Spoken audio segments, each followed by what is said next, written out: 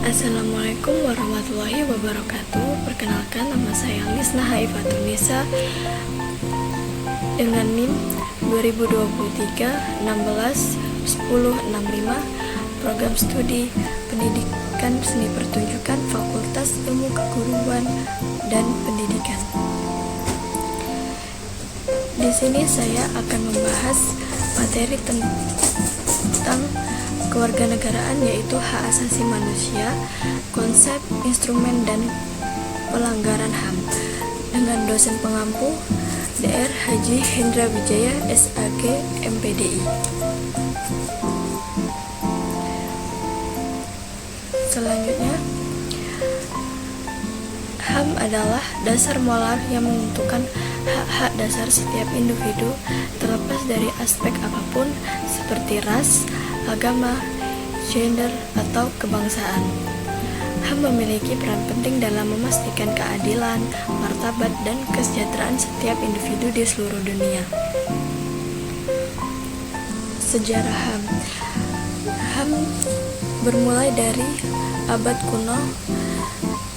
Konsep dasar HAM muncul saat masa-masa Yunani dan Roma.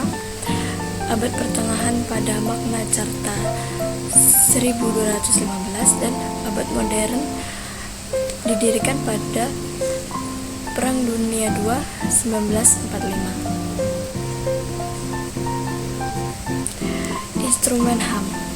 Fakta internasional tentang hak sipil dan politik mengatur hak-hak sipil dan politik individu seperti kebangsaan, berbicara, kebahasaan, beragama, hak untuk hidup, dan hak untuk tidak disiksa.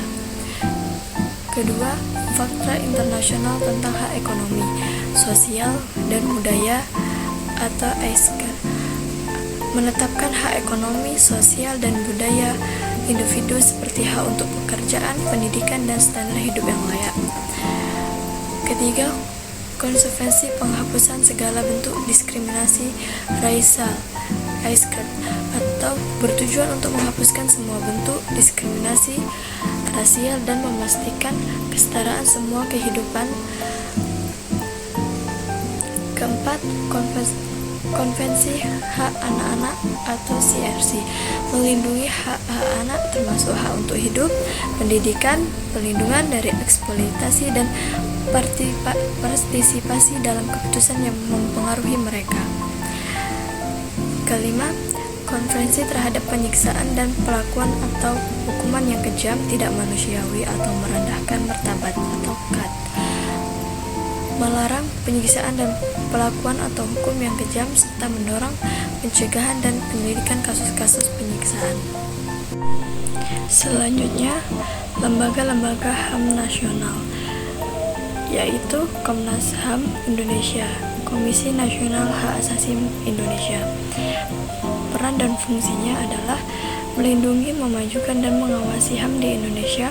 Mereka melakukan penyelidikan terhadap pelanggaran HAM, memberikan rekomendasi, dan melakukan advokasi untuk perubahan kebijakan yang mendukung HAM.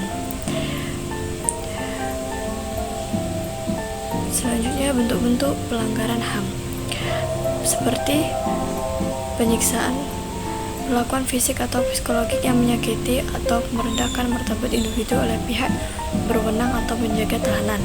Kedua, diskriminasi, perlakuan tidak adil atau berbeda terhadap individu atau kelompok berdasarkan ras, agama, gender, orientasi seksual, atau faktor-faktor yang melanggar prinsip kesetaraan. Yang ketiga, penahanan arbiter, penahanan seseorang tanpa alasan yang jelas atau proses hukum yang adil. Keempat, eksekusi mati tanpa proses hukum yang adil atau pelaksanaan hukum mati tanpa pengadilan yang adil atau pelanggaran hukum. Kelima, pelanggaran privasi, penyelidikan, pengawas, atau pemantauan individu tanpa izin atau tanpa alasan hukum yang valid. Yang terakhir adalah kesimpulan. Pentingnya HAM dan konteks global sangat berdasar karena HAM adalah dasar moral yang menjamin martabat manusia, keadilan, dan perdamaian di seluruh dunia melalui pemahaman dan penghormatan terhadap HAM.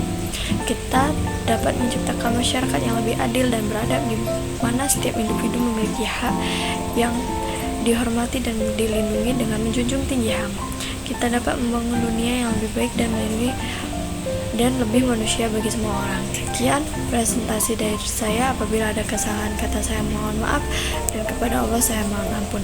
Saya akhiri, wabillahi taufiq wal hidayah. Wassalamualaikum warahmatullahi wabarakatuh.